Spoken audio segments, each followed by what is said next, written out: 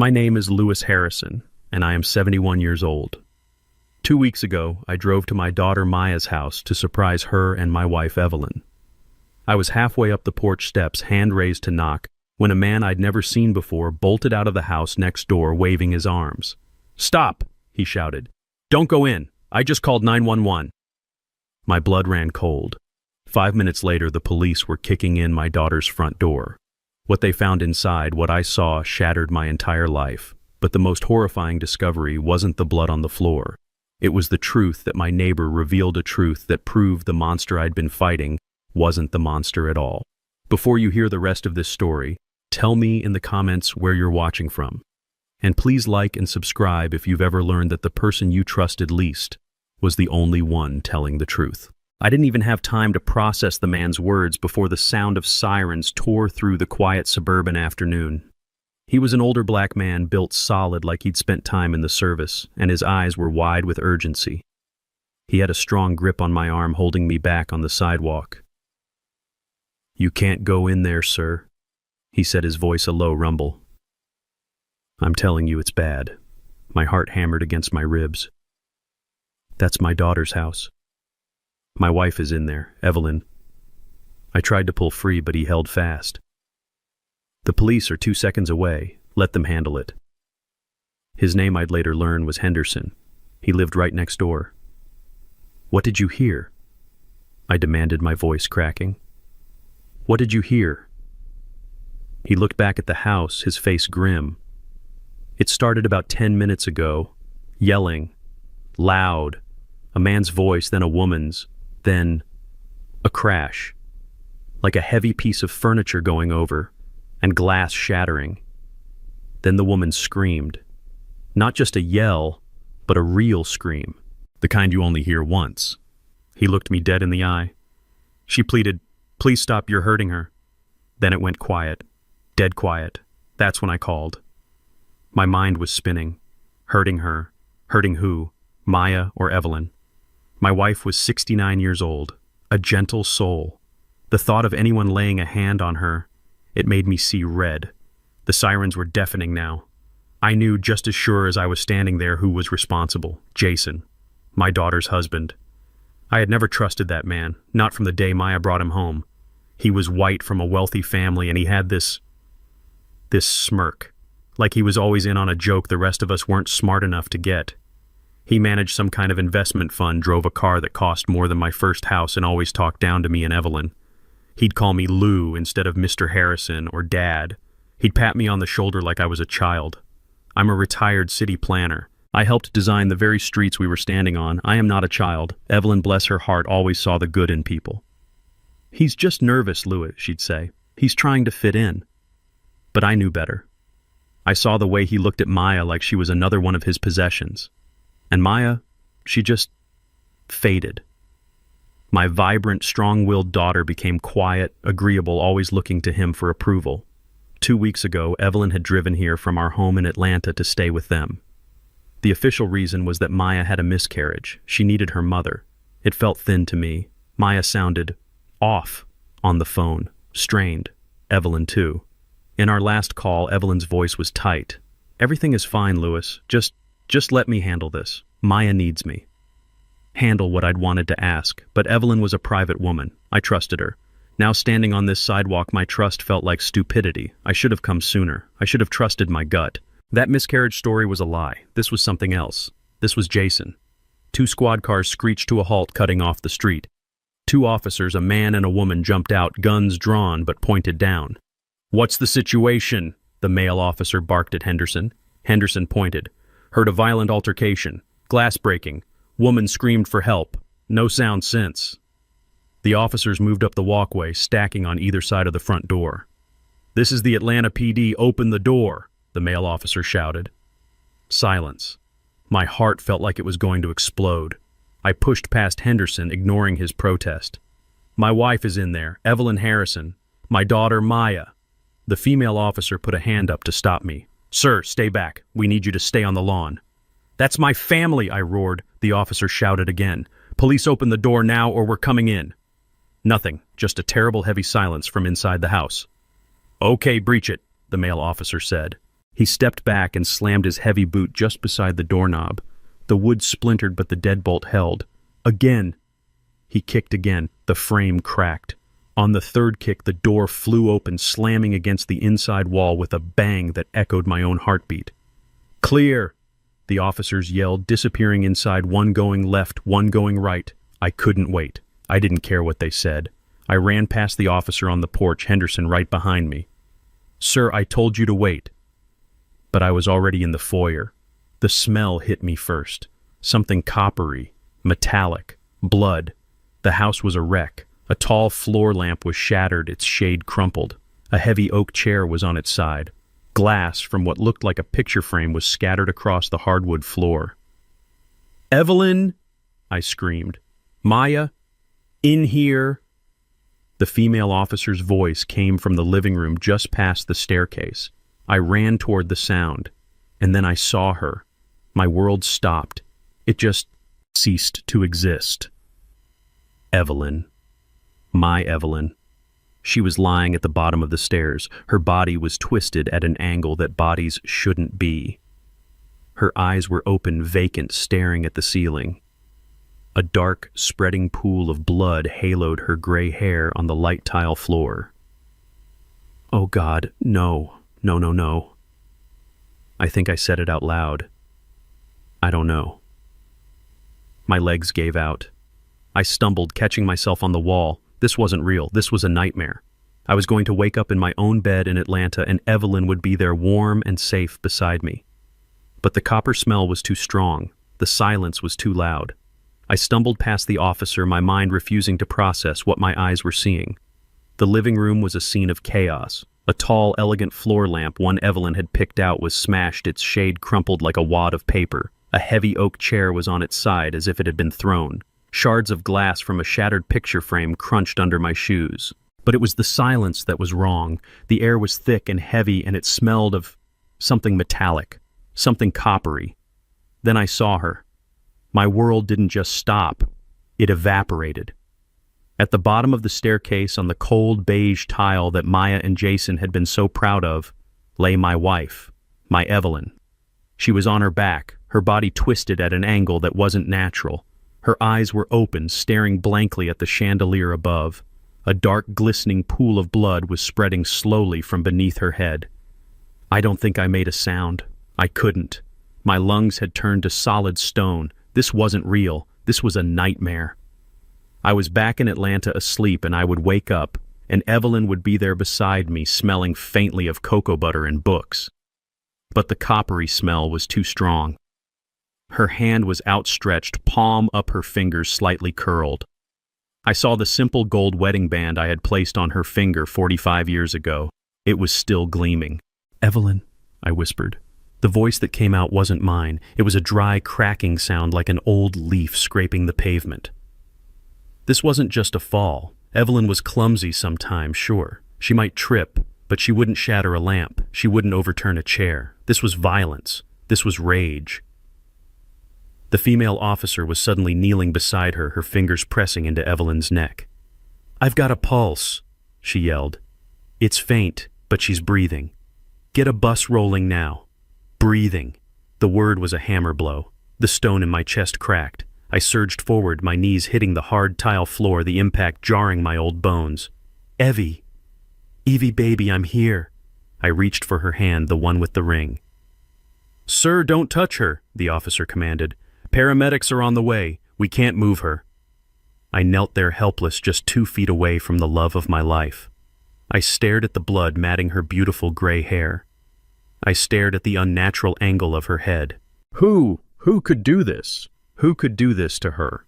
Evelyn was the kindest soul I had ever known. She baked for the neighbors. She volunteered at the library. She couldn't hurt a fly.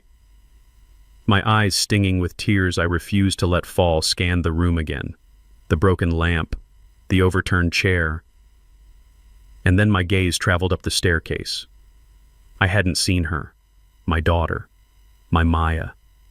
She was crushed into the corner at the top of the stairs on the second-floor landing. She was huddled against the wall, her knees pulled tight to her chest, her face buried in her hands. Her entire body was shaking, racked with violent sobs. "Maya!" I cried out, my voice finally finding its power. "Maya, what happened? Are you hurt?" She lifted her head. Her face was a grotesque mask of terror and tears. Mascara ran in black rivers down her cheeks. She didn't look at me. She looked past me, staring at something in the room. Then her arm shot out, her finger trembling as she pointed not at me, but at the man standing just a few feet away from her at the top of the landing. It was him!" She screamed, a sound so raw and painful it ripped through the house. "He did it! He pushed her! He pushed Mama!" I followed her trembling finger, my head snapped up, and there he was, Jason. He was just standing there by the railing, staring down at the scene below. He was still holding his cell phone in his right hand. He looked dazed. His expensive dress shirt was torn at the collar, and his face. "He attacked Mama," Maya shrieked again. I saw it clearly then, even from 15 feet below. Bright, angry red scratches, 3 of them running from his left temple down his cheek, disappearing under his jaw. Defensive wounds. My God, Evelyn. My 69-year-old wife had fought him. She had fought for her life against this animal. The man I never trusted. The man I let into my family. "Police, show me your hands!" The male officer roared, his gun now unholstered and raised. He was already taking the stairs 2 at a time. Jason didn't even seem to register him. He just stood there, his mouth opening and closing, as if he was trying to speak but no sound came out. He looked completely and utterly stunned. The officer didn't hesitate. He slammed Jason against the wall face first. "You have the right to remain silent." "No," Jason finally whispered. It was the first sound he'd made. "No, she's—" "Shut up," the officer commanded, yanking Jason's arms behind his back, the sharp click of the handcuffs echoing in the stairwell. That sound snapped me out of my shock. The ice in my veins turned to fire. A pure cleansing rage, the kind I hadn't felt in decades, surged through me. "You," I roared, pushing myself up from the floor. "You worthless piece of trash, you did this." I lunged for the stairs, my only thought to get my hands on him to make him pay. But Henderson, the neighbor, was suddenly there, grabbing me in a bear hug. "Louis, no, let the police handle this. Don't you do something you'll regret." I fought against his grip, tears of pure fury finally blinding me. "He killed her. He killed my wife. I didn't.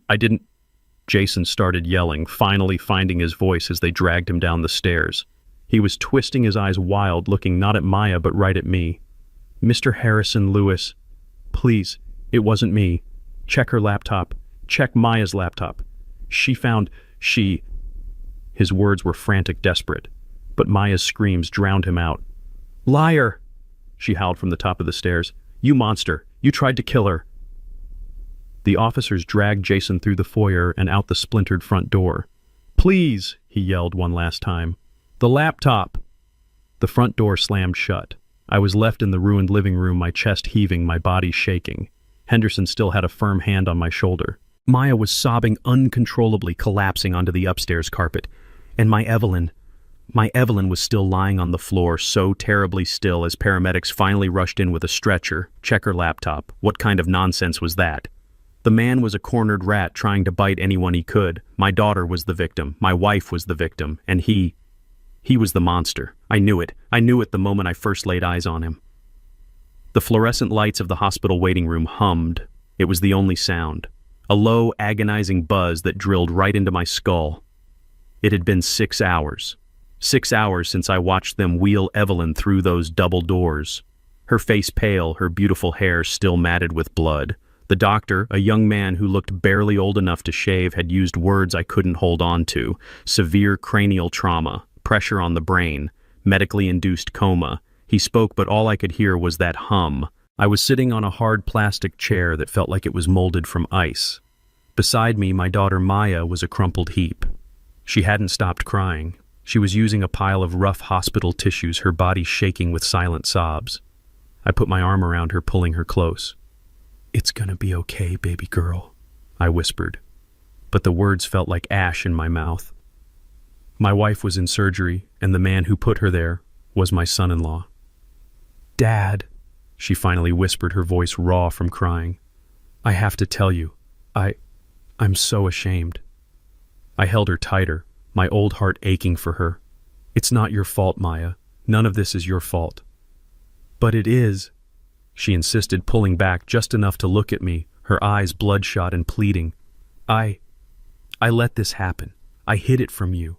I hid it from Mom. Hid what, baby? She took a ragged breath. Jason, it's a sickness, Dad. A gambling sickness. The word hung in the air between us. Gambling. It clicked. It made a terrible perfect sense. That expensive watch I'd seen on his wrist last month, the new sports car he'd claimed was just a company lease. That arrogant, entitled smirk he always wore. It wasn't the confidence of success.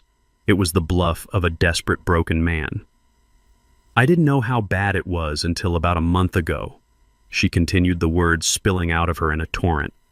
I found statements, online accounts. He'd lost everything, Dad. He'd drained our savings account. The whole $80,000. $80,000. I felt the blood drain from my face. That was the money Evelyn and I had given them for a down payment. Our money. Money we had saved over 40 years of hard work. Gone. I confronted him. She sobbed, her body shaking. He promised he'd stop. He swore he'd get help. He begged me not to tell you. He said he was embarrassed to face you, that he couldn't stand for you to think he was a failure. That, too, made perfect sense. I had never hidden my disapproval of him. Of course he'd be afraid of me. And the miscarriage, I asked, my voice barely a whisper. The reason your mother came down here. Maya's face crumpled and she looked away, her shame palpable. There was no miscarriage, Dad. What? I lied, she whispered. I was so scared. I was desperate. I called Mom and told her that because I needed her. I needed someone. I was terrified of what Jason would do when he realized the money was completely, finally gone. I didn't know who else to turn to. So Evelyn had walked into a trap. My wife, the fixer, the one who always protected her children, had walked straight into a lion's den. She's so smart, Dad, Maya cried, hiding her face in her hands. She's smarter than me. She must have seen the bank statements I'd hidden in my desk. She found the notices from the credit card companies. This afternoon, while I was upstairs in the shower, she confronted him. And I could picture it perfectly. My Evelyn, 69 years old, but with a spine of steel, standing up to that arrogant boy. I heard them shouting, Maya cried. I ran downstairs. Mom was holding the bank statements. She was telling him he was a thief, that he had betrayed her trust, that she was going to call the police. And what, Maya, tell me? He snapped. He grabbed her arm. He yelled at her to mind her own business. Mom tried to get to the phone and he shoved her. He shoved her, Dad, hard, with both hands. She flew backward. She hit the bottom stair and she didn't get up. She dissolved into hysterical sobs, clinging to my shirt. Her story finished. I held her, but my body was rigid. My mind was painting the picture over and over. My wife, my strong, brave Evelyn, lying broken on the floor. All because of him, because of that leech I had let into my family. I must have sat there for another hour just stewing in my own rage, rocking my daughter while she cried. The hum of the lights was the only sound. Then a new voice. Mr. Harrison. I looked up. A man in a tired suit was standing there. He looked like he'd seen too much of the world. I'm Detective Miller, he said, flashing a badge. I need to ask you and your daughter a few questions. Your wife, Mrs. Harrison. She's out of surgery. She's stable, but she's in intensive care. She's not awake. Okay, I said, helping Maya sit up. The detective looked at Maya, then at me. Your daughter gave a preliminary statement at the scene. I just want to clarify a few things. You both stated that your son-in-law, Jason Powell, pushed Mrs. Harrison down the stairs during an argument. That's right, I said firmly. My daughter saw it all. Detective Miller nodded slowly, pulling out a small notebook. The thing is, Mr. Harrison, we have a conflicting statement. My brow furrowed. Conflicting from who? From Jason? No, sir. From your neighbor, a Mr. Henderson. The man who called 911. What about him? Well, he's a veteran. Says he's got sharp hearing. He's very clear on what he heard. He says he heard the argument, yes, but he says he distinctly heard a man's voice, presumably Mr. Powell, shouting, Maya, stop, and Maya, you're hurting her. He also says he heard him yell, "Give me the phone. I have to call 911." I stared at him. That's impossible. He's confused. He must have heard it backward. Maybe, the detective said, his eyes unreadable. But there's something else. We ran Mr. Powell's background. He's clean. Not even a speeding ticket. No history of violence. Nothing. He paused, and his gaze shifted to Maya, who had suddenly gone very, very still. Your daughter, on the other hand. She has a sealed juvenile record, an assault charge from when she was 15. She broke another girl's arm in a fight. I stood up. I stood. The ice in my veins was back. Now you listen to me, detective. Are you really standing there trying to blame my daughter? My daughter, who just watched her mother almost get murdered. That was 20 years ago. She was a child. Kids get into fights. Sir, I'm just... No. I cut him off, my voice dangerously low. You're just... What? Trying to muddy the water. That man, Jason, is a gambler who stole $80,000 from my family. He attacked my wife when she confronted him. My daughter saw it. I saw the scratches on his face. My wife fought back. What more do you need? The scratches, yes, the detective said, unfazed. We're looking into those. The neighbor is an old man, I said, dismissing him with a wave of my hand. He's probably half deaf. He heard what he wanted to hear. My daughter is the victim here. So you go and do your job and make sure that monster stays locked up. The detective held my gaze for a long moment. Understood, Mr. Harrison. We'll be in touch.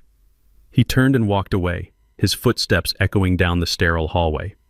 I sat back down, my heart pounding with anger. How dare he? How dare he try to twist this? I looked at Maya. She was trembling again, looking smaller than ever. Dad, she whispered, he thinks I did it. No, he doesn't, I said, pulling her back into my arms, my resolve hardening like concrete. He's just a lazy cop looking for an easy out. Don't you worry, baby girl. I'm here. I won't let anyone hurt you. I believe you. And I did. At that moment, I believed her with every fiber of my being. 2 days later, I was back at the house. The yellow crime scene tape was still stretched across the splintered door frame. It felt wrong walking back in. It felt like trespassing in my own daughter's life. But Evelyn was still unconscious in that silent, sterile room, and the nurse said she needed her own things. A robe, her toiletries, her worn leather slippers. Small comforts in a world that had suddenly become hard and cold. I walked past the dark stain on the tile, my eyes fixed forward, refusing to look at it. As I stepped back outside, my hands full with a small overnight bag, I saw him. The neighbor, Henderson. He was sitting on his own porch just watching me. He didn't wave. He just stood up slowly, a man moving with the stiff precision of old injuries, and walked across the lawn that separated our two houses. Mr. Harrison, he said, his voice respectful but firm. He stopped about 10 feet away. Mr. Henderson. I nodded. I want to thank you for what you did, calling the police. You probably saved my wife's life. He just looked at me, his eyes sharp. Sir, I spoke with the detective. He came by this morning. Detective Miller. Yes, he spoke to us at the hospital. I was tired. I wanted this conversation to be over. I wanted to get back to Evelyn. I don't think he believed me, Mr. Harrison, Henderson said, and I have a feeling I need you to believe me. A knot of irritation tightened in my stomach. I was grieving. My family was shattered. I didn't have time for this old man's stories. Believe what? I said, my voice sharper than I intended. That you heard wrong. I was just at the hospital. My daughter Maya, she told me everything. That man Jason, he's a gambler. He stole $80,000 from my family. He attacked my wife when she confronted him. Henderson didn't flinch. He just stood there solid as an old oak tree. Sir, with all due respect, I've lived next door to your daughter and her husband for 3 years. I'm a widower. I'm home most of the time. My windows are open. I know what I hear. He took a step closer. And I need to tell you, sir, I spent 20 years in the United States Army, Signal Corps. My ears, my hearing, it's the only part of me that still works perfectly. I can tell you what kind of bird is in that tree just by its call, and I can tell you who does the yelling in that house. I gripped the overnight bag, the plastic handle digging into my palm. What are you trying to say, Mr. Henderson? I'm saying, he said, his voice dropping low, that in 3 years I've maybe heard Mr. Powell raise his voice twice, once during a football game, once when he dropped something heavy in the garage. But your daughter Maya, sir, she screams. She screams every week, usually Thursdays. I reckon that's when the bills come due. My blood ran cold. This was the exact opposite of what Maya said. It's always about money. Henderson continued, shaking his head. Where is it, Jason? Or you promised me, Jason. I can't live like this. And he's always the one I hear trying to calm her down. It's okay, Maya. It's okay. We'll figure it out. Just calm down. That's the dynamic, sir. It has always been the dynamic. That I stared at him, my mind scrambling. This was wrong. This was a lie. The detective had said this, and I had dismissed it. But hearing it from this man, this soldier, it felt different. That night, I said, my voice shaking, you told the police. I told them exactly what I heard. Henderson interrupted, his eyes locking onto mine. And it wasn't Thursday screaming. This was panic. I was in my yard right by that fence. I heard your wife's voice. She was upset. She said something like, Maya, no, that's madness. Then I heard the crash, the glass breaking, the lamp, I guess. He took a deep breath like he was bracing himself. And then, sir, I heard Jason.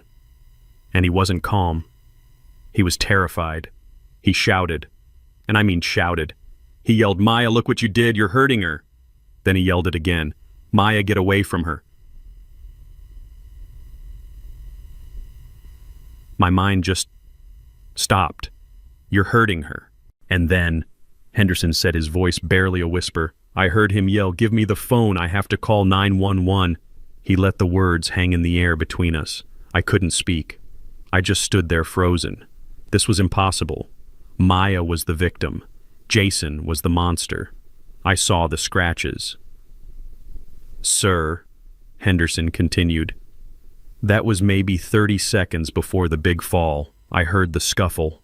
Then I heard the sound that a body makes, a heavy, awful sound at the bottom of the stairs, and the only person I heard screaming, he pushed her, was your daughter.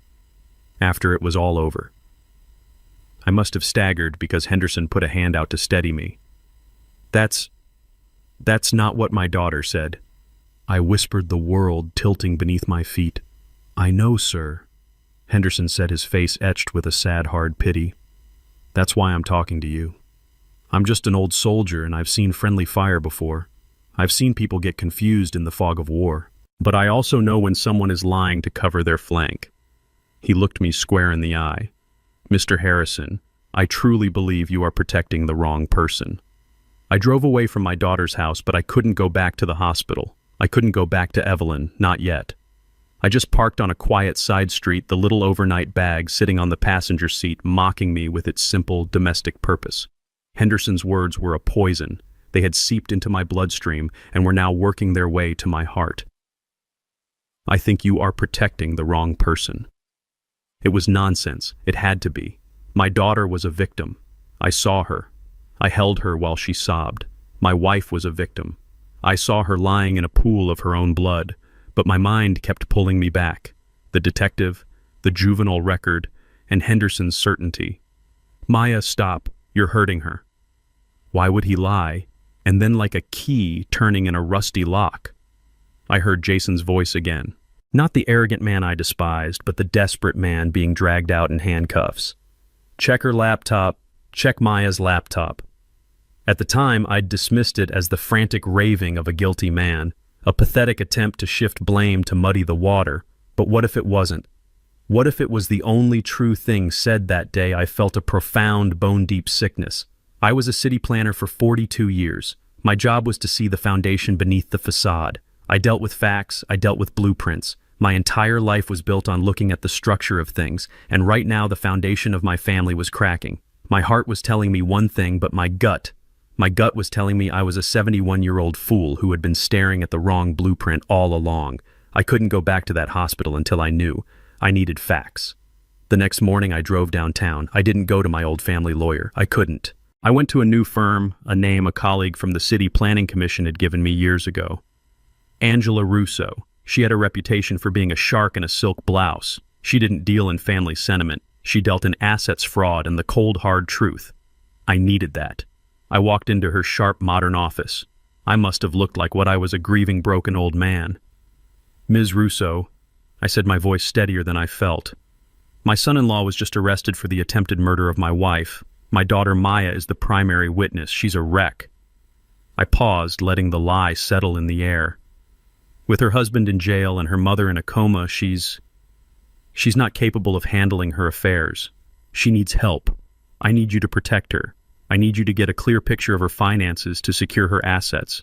Her husband was a gambler. I need to know how bad the damage is. It was the perfect cover. A concerned father protecting his traumatized daughter's estate.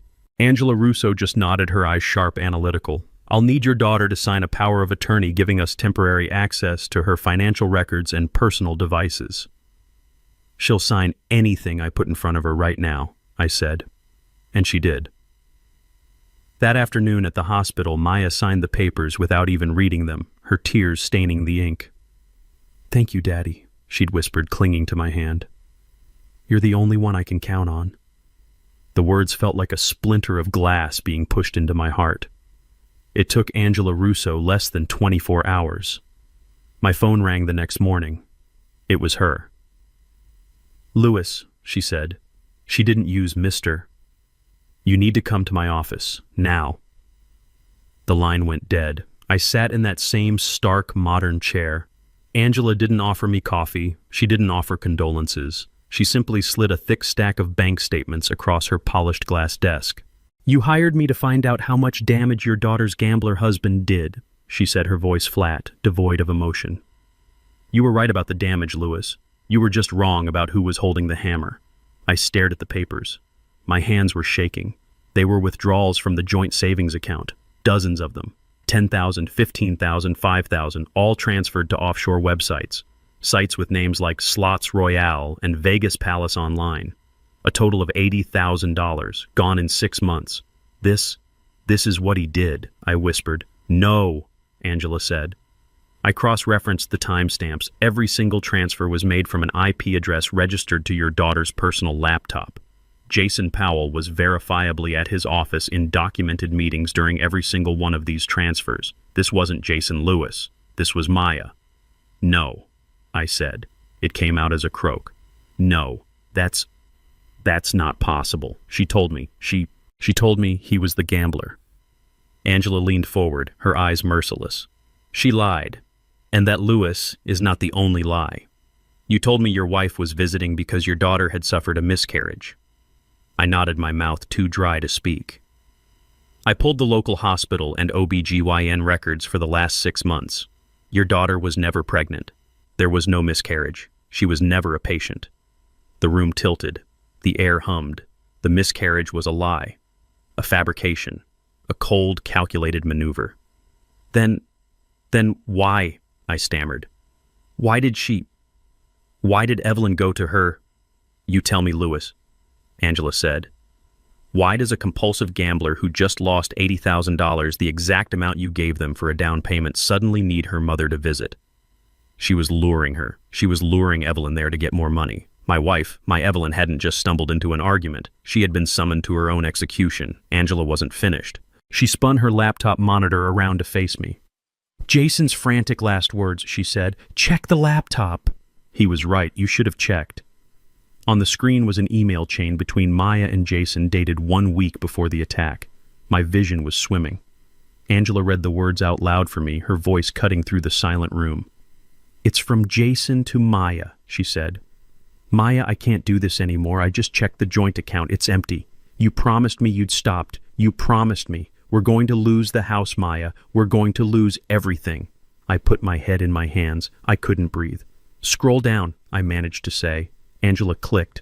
Maya's reply, it's just a setback, Jason. I can win it back. I just need a little more. Your parents have money. Or just ask your dad. Just don't tell mine. Please, Jason, don't tell them. I can fix this. And then the final email, the one that sealed all of our fates, from Jason. No more lies, Maya. I am done. I am done covering for you. I am done watching you destroy yourself. I'm calling your parents. I'm telling them everything. You need help, and if you won't get it, I'm going to get it for you. I love you, but I won't be your accomplice anymore." Angela looked up from the screen, her gaze pinning me to the chair. "That email was sent at 1:17 p.m. on Tuesday, Lewis. Your neighbor's 911 call was at 4:30 p.m. That was the argument your wife walked into. He wasn't attacking her. He was trying to get help. He was trying to tell the truth." I left Angela Russo's office, but I couldn't drive. I couldn't go anywhere. I walked out onto the busy Atlanta street, and the noise of the traffic, the horns, the chatter of people on their lunch breaks. It all just hit me like a physical wave. I stumbled over to a concrete bench at a bus stop and just put my head in my hands. I was wrong. It wasn't a small mistake. It wasn't a misunderstanding. It was a catastrophic failure of judgment. I, Lewis Harrison, a man who had prided himself on seeing the structure of things, a man who planned city grids, had failed to see the rot in the foundation of his own family. I had let my prejudice, my simple, ugly bias against Jason, blind me completely. I felt sick, physically ill. I thought about Jason sitting in a jail cell right now. I thought about the scratches on his face, the ones I had pointed to as proof of his guilt. My God, Evelyn must have done that. Or Maya. He had been attacked, and I had been part of the mob that threw the stones. He had been trying to protect my wife. He had been trying to get help. He was the only one telling the truth. And I, in my arrogant blindness, had helped my daughter, the real monster, lock him away. The shame was so thick I felt like I was choking on it. My phone buzzed in my pocket, making me jump. The vibration felt like an electric shock. I fumbled for it, my hands shaking. It was the hospital. "Mr. Harrison," a nurse's voice. "Your wife, she's waking up. She's out of the coma. The doctor thinks you should come." I don't remember the drive. I don't remember parking. I just remember bursting through the automatic doors of the ICU, my heart pounding a frantic, terrified rhythm. When I got to her room, Maya was already there. She was sitting in the chair by the bed, her back to the door. She was holding Evelyn's hand, stroking her hair. Evelyn's eyes were open. Just barely. They were fluttering, filmed over with medication, confused, trying to focus on the ceiling. "Mama," Maya was saying, her voice thick and soft. "Mama, you're back. You're awake. Oh, thank God." Evelyn made a small sound, a faint, dry groan. Her eyes, clouded with pain, tried to find the source of the voice. "Shh, shh. It's okay," Maya cooed, squeezing her hand. "You're safe now. I'm right here. Dad's here too. We're all here." I stood in the doorway, my feet bolted to the floor. I was frozen watching the performance. It was masterful. She was the loving, devoted daughter, her voice trembling with what anyone else would mistake for relief. Evelyn's eyes slowly moved, finally landing on Maya's face. "We got him, Mama," Maya whispered, leaning in so close her hair brushed the pillow. "He can't hurt us anymore, Jason. He's in jail. The police took him away. He's gone. You're safe. We're all safe now." I watched the words hit Evelyn. I watched my wife, weak and battered, try to process this new information. Maya was reinforcing the lie, cementing it, using Evelyn's vulnerable, foggy state to build her false narrative before I could get to her. But I was watching my wife's face. I know Evelyn. I have known her for 45 years. I know the way her eyes crinkle when she smiles. I know the way her jaw sets when she's angry. And I know what she looks like when she's afraid. I was expecting to see relief. I was expecting peace, a softening, a release of tension. That is not what I saw. As Maya spoke, Evelyn's eyes didn't soften. They widened, just a fraction. But I saw it. I saw the monitor beside her bed, the little green number tracking her heart rate. It had been steady beeping quietly at 72. When Maya said, "Jason's in jail," it jumped. 78, 84, 90. It wasn't relief, it was panic. Her gaze shifted, moving past Maya, searching the room frantically. She wasn't looking at Maya, she was looking for something, or someone. She wasn't reacting like a victim who had just been told her attacker was captured. She was reacting like a hostage who had just learned her only rescuer was gone. Maya, lost in her own performance, didn't notice. She was too busy playing her part. "It's okay, Mama. Just rest. I've got you." I had to get her out of that room. I stepped inside, forcing my voice to sound gentle, normal. "Maya, baby girl, you look exhausted. You've been here for hours." She looked up startled, her eyes wide. She quickly composed her face back into a mask of tear-streaked grief. "Dad, I can't leave her." "You need coffee," I said. It wasn't a suggestion. It was a command. "You haven't eaten a thing since this morning. You're no good to her if you collapse. Go. Go to the cafeteria. Get a sandwich. Get something hot. I'll sit with her. I promise I won't leave her side for a second." She hesitated. Her eyes darted from me to Evelyn. She didn't want to leave. She didn't want to leave her mother alone with me. Not now. "Go," I said, a little more force in my voice. "That's an order, young lady. I'll call you if anything changes. Go." She finally relented, giving Evelyn's hand one last tight squeeze. "I'll be right back, Mama. I love you." She walked past me, sniffing, still the perfect picture of the devoted daughter. The moment the door clicked shut, I moved to the bedside. The room was heavy with the smell of antiseptic and the quiet, steady beep of the heart monitor. I took Evelyn's hand. Her skin was so cold, so papery. "Evelyn," I whispered, leaning in close. "Evie, it's me. It's Louis. You're safe. I am here." Her eyes found mine. They were filled with a desperate, terrifying urgency. "Evie, what happened?" I whispered. "I need the truth. I know about Maya. I know about the gambling. I saw the laptop. I know Jason was trying to get help. Just tell me what happened." Her lips cracked and dry began to tremble. A small dry sound came out, a little click. She tried to swallow. "It's okay." I soothed my heart breaking. "It's okay. Just whisper. I'm right here. I'm listening." Her eyes filled with tears. Not the performance tears of her daughter, but real hot tears of terror. They welled up and spilled over, running down her temples into her matted hair. She whispered. Her voice was a dry rasp, barely air. "What, Evie? What was it?" "It was Maya," she breathed. The words were a tiny puff of air. My heart shattered. "I know, baby. I know she lied. Was it just the money? Did she just panic?" Evelyn shook her head, a tiny agonizing movement that I could see cost her everything. The tears came faster. "She found what, Evelyn? What did she find?" Her gaze was locked on mine. She was using every last ounce of her strength, every bit of life she had left, to push the words out. "She found my will." The word hit me like a physical blow. The will. Our will. What about it? It all goes to her anyway. We signed it years ago. "No," Evelyn whispered. Her eyes closed for a moment as if in agony. "No, not my will." My mind seized on that one word. Will. It made no sense. "What are you talking about, Evie?" I whispered, my voice rough. "Our will. We did that together. We did that 20 years ago. It's simple. Everything we have goes to Maya. She knows that.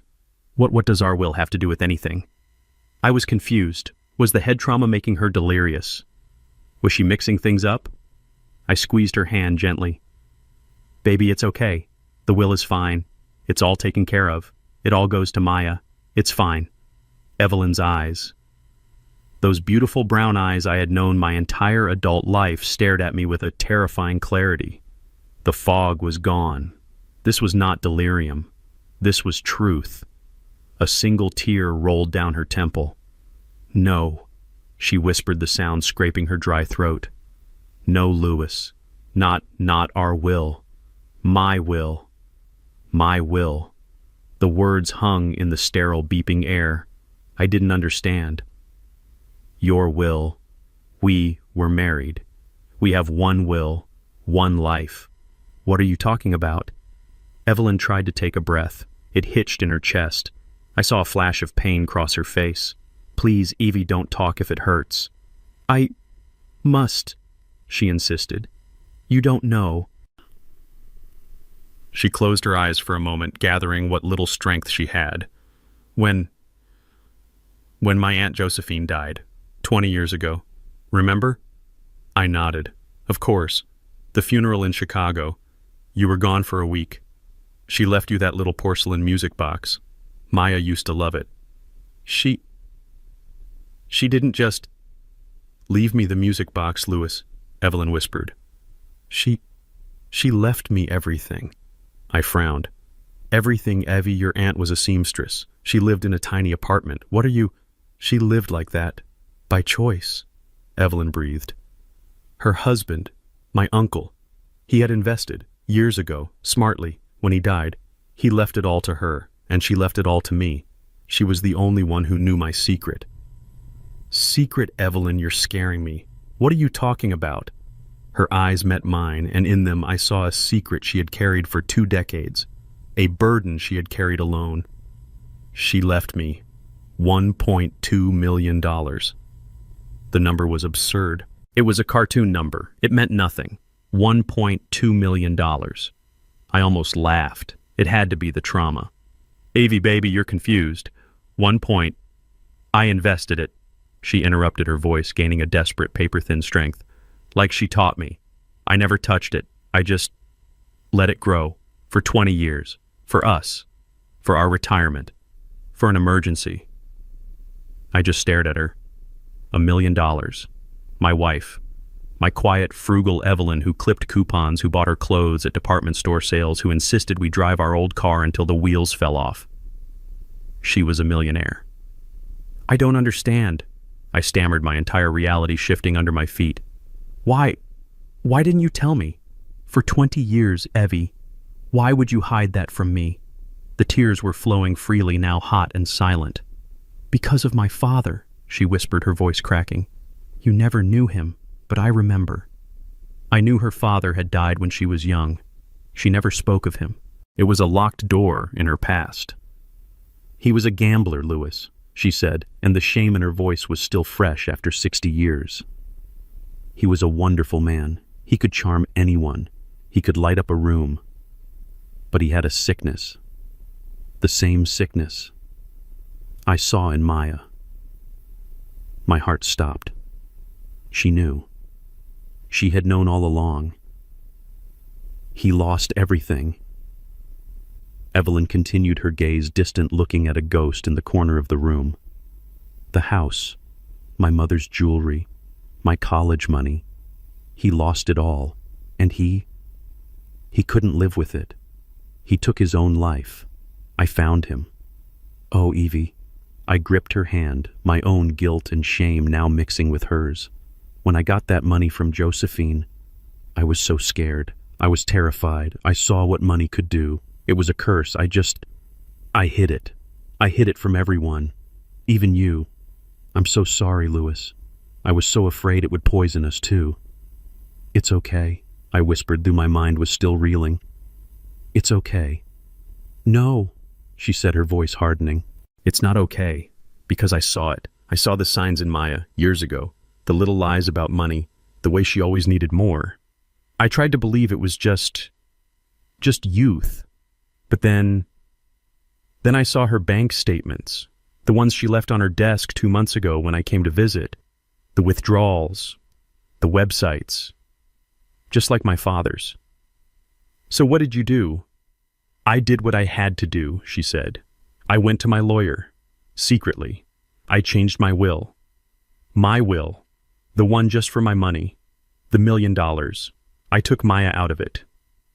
You disinherited her.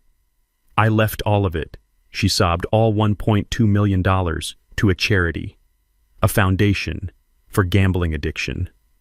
The pieces clicked into place with the horrifying sound of a cell door slamming shut. The will, the addiction, the lies. Evelyn, I said, my voice barely audible. That day, the day of the fall, did you tell her? Evelyn shook her head, her face pale. No, she found it. I brought a copy. In my suitcase. I don't know why. Maybe I was going to show her, to scare her into getting help. I don't know. She found it in your suitcase, I repeated, my voice flat. Yes, she whispered. When I was confronting Jason about the $80,000, I didn't know he didn't know. He was just as shocked as I was. He was trying to help me. He was the one who said we had to call you. He said Maya needed an intervention. And Maya She came downstairs. She must have been in my suitcase while we were arguing. She came down the stairs, holding the will in her hand. Her face. Louis, I've never seen such hate. She was screaming. Evelyn's words were coming in short, painful gasps. She called me a monster.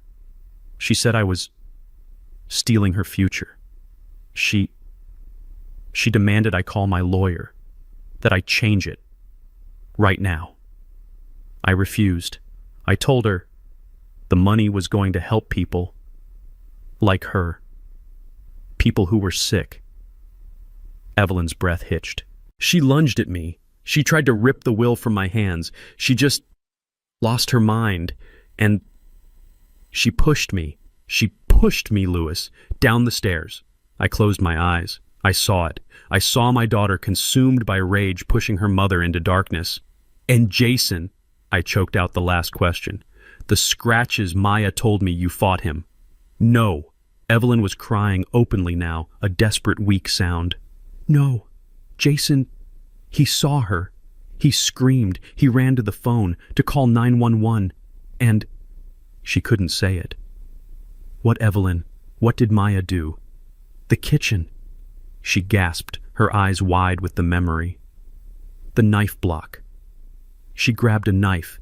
She attacked him, Louis. She attacked Jason. To stop him from calling for help. He was just trying to save me. I stood by Evelyn's bed, my hand still holding hers, but my mind was 1,000 miles away. It was replaying a movie. Jason. The scratches. I had screamed at the detective about them. My wife fought back. My God. I was right, but I was wrong about who she was fighting. Evelyn's words echoed in the humming silence of the ICU. She grabbed a knife. She attacked him, Louis, to stop him from calling for help. Those marks on Jason's face, they weren't just scratches, they were defensive wounds. They were the marks of a man dodging a blade. He hadn't just been shoved, he had been attacked. And I, in my arrogance, in my 71 years of stubborn pride and prejudice, had pointed to those wounds as his condemnation. I felt a wave of nausea so profound I had to grip the bedrail.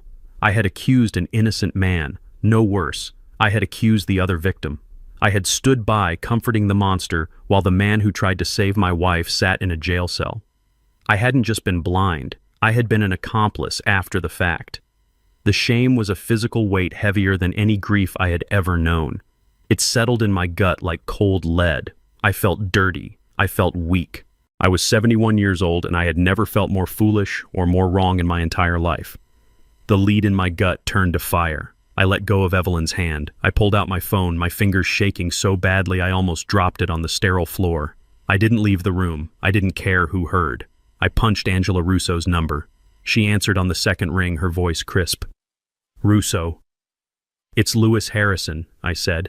My voice was low and it was shaking with a fury I had never known I possessed. He's innocent. Jason Powell. He's innocent. There was a half-second of silence. Louis, what are you? She told me. I cut her off, my voice a gravelly roar. Evelyn is awake. She told me everything. Maya did it. Maya attacked both of them. She pushed Evelyn. She attacked Jason with a knife. You have to get him out. You have to get him out now. Louis, slow down. I need a formal statement. Now. Angela, I shouted, causing a nurse at the station down the hall to look up. Get him out of that jail. Use the money. Use all of it. I don't care. Just fix this. Fix what I broke. I hung up without waiting for a reply. I needed air. I needed to see the monster I had been protecting. I walked out of the ICU, my blood roaring in my ears. I felt ancient, brittle, like I could shatter into 1,000 pieces. I saw her. She was just stepping off the elevator, a cup of coffee in one hand, her phone in the other. She looked calm, composed. She looked like someone who had just gotten a minor inconvenience out of the way. When she saw me, she smiled, that same practiced, tear-streaked, fraudulent smile. Dad, you're back. Is she okay? Did she say anything else? I didn't move. I just stood in her path, blocking her way to Evelyn's room. I let the silence stretch. I watched her smile falter. I watched the first flicker of confusion, then annoyance creep into her eyes. Dad? she said, her voice laced with that fake concern. "What's wrong? You're scaring me." "She's awake," I said. My voice was flat. Dead. "I know I saw her just—" "No," I cut her off. "You don't know. You weren't there just now. I spoke to her. I really spoke to her." I watched her grip tighten on the coffee cup. I could see the tiny tremor in her hand. What did she say?" "She told me Maya." I took a step closer, close enough to smell the faint scent of coffee and lies, close enough to see the panic flare deep in her pupils. "She told me everything." I expected her to crumble. I expected the dam to break. I expected tears, confessions, hysterical apologies, a complete breakdown. That is not what happened. Maya didn't cry. She didn't flinch. She didn't even look guilty. Instead, something in her eyes went cold, as if a steel door had slammed shut behind them. The terrified, grieving daughter I had been comforting for 2 days vanished. She just disappeared. In her place was a stranger, a cold, assessing, reptilian stranger. She let out a small, sharp laugh. It was the most terrifying sound I had ever heard. "She told you everything," Maya repeated. Her voice was no longer soft. It was dripping with a sarcasm that chilled me to the bone. Did she tell you a new set of lies?" I was so stunned I couldn't speak. "Think about it, Dad," she said, and the way she spat the word made it an insult. "The woman just had her head bounce off a tile floor. She's full of painkillers. She's confused. The doctor said she would be confused. She's probably hallucinating. She doesn't know what she's saying." "She wasn't hallucinating," I managed to say. "She was telling the truth, about the will, about the knife." "The will." Maya laughed again, a sound completely devoid of humor. "Oh, this is rich. This is what it's about." She took a step toward me, and for the first time in my life, I actually felt a flicker of fear for my own daughter. "Let me ask you something, Dad," she said, her voice dropping to a conspiratorial whisper. "You're standing here ready to believe a woman who just admitted she lied to you. She lied to you, her husband, for 20 years. About $1.2 million. The words hit me like a slap. She was right. Evelyn had lied to me. "She hid a fortune from you, Dad." Maya pressed her eyes glittering. "From her husband. For decades. She's a liar. A proven professional, lifelong liar. And I'm your daughter. Your blood." She was using Evelyn's confession against her. She was turning my own sense of betrayal into a weapon. "So who are you going to believe?" She hissed, her face inches from mine. "Are you going to believe the woman with the brain injury who just confessed to being a master liar? The woman who is going to give our money, your money, to a bunch of strangers rather than her own family?" She smiled. It was a cold, terrible, triumphant smile. "Or," she said, "are you going to believe me? Your daughter, the one who has always loved you, the one who is telling you the truth. Jason did this, and Mom is just confused. She's trying to protect him. Or maybe she's just trying to punish me for finding out about her secret money." I stood there in that sterile hospital hallway feeling like I was being torn in two. Maya's words were venomous, but they were also smart. She had found the one crack in my armor, the one place I was truly vulnerable, and she was driving a wedge into it with all her strength. Evelyn had lied to me. For 20 years, she had kept a secret that changed the entire shape of our marriage, our past, our future. $1 million. She had watched me pinch pennies, seen me worry about our retirement, listened to me talk about whether we could afford a new roof, all while she was sitting on a fortune. The betrayal felt fresh, sharp, and very real. It stung. And Maya, with her cold, reptilian eyes, saw it. She was using my own wounded pride, my own sense of being fooled, as her shield. "Who do you believe, Dad, the proven liar, or your blood? My daughter. My little girl. The one I had taught to ride a bike, the one I had walked down the aisle. She was standing right in front of me, her face a mask of false righteousness, daring me to choose. I could see the calculation in her eyes.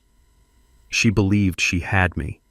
She believed that my pride, my male pride at being deceived by my wife, would be stronger than my bond with Evelyn. She thought I would side with her, my blood against the woman who had made a fool of me. For a second, a dark, awful second, she was almost right. The anger I felt toward Evelyn was so strong, so confusing. But then as I stared into my daughter's hard, challenging eyes, her face began to blur, and I saw other things. I saw Mr. Henderson, my neighbor, a man with no stake in this, standing on his lawn, his face etched with the sad certainty of a soldier. I think you are protecting the wrong person. I saw the scratches on Jason's face, not the chaotic marks of a scuffle, but the parallel, desperate slashes of a blade. She grabbed a knife. She attacked him. I saw Jason's face as they dragged him away, the pure, unadulterated shock and his desperate yell, "Check her laptop!" He wasn't trying to blame her. He was trying to show me. And most of all, I saw my wife. I saw Evelyn. Not the woman with the secret, but the woman in the hospital bed. I saw her eyes fluttering open, clouded with pain and medication, and I saw the raw, undilutable terror that filled them the second she saw Maya. The heart monitor. The spike. 90 beats per minute. That wasn't a lie. That wasn't a hallucination. That was the truth written in a language the body cannot fake. The fog in my head cleared. The anger at Evelyn evaporated, replaced by a cold, hard clarity.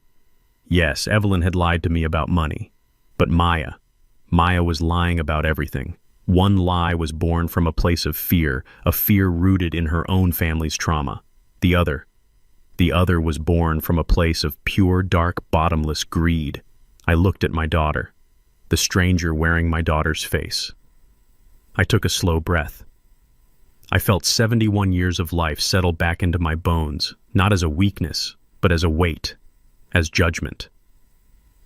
"I believe my wife," I said.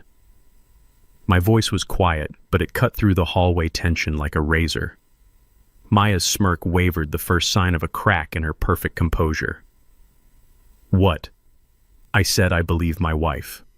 I repeated, tasting the words. "And I believe the man I hated. I believe Jason."